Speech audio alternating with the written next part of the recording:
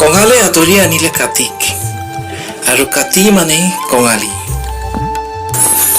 আহিল আমাৰ মাজলৈ আমাৰ চেনেহৰ কঙালী বিহুতি।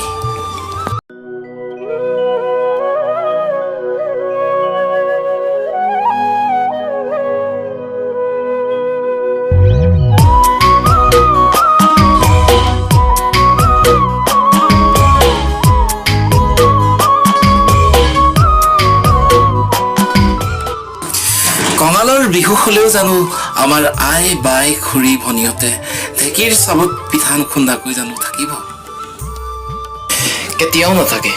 আৰু সেয়ে ঢেঁকী চাবৰ পিঠাৰ তৃপ্তি ল'বলৈ আমাৰ আই বাই ভনী খুৰীহঁতে একেলগে মিলি পিঠা খুন্দিলে।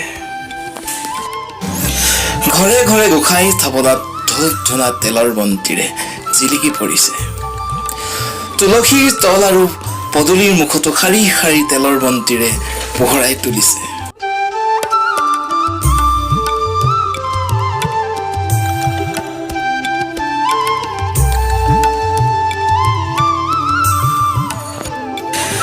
সঁচাকৈ কিমান যে মনোমোহা।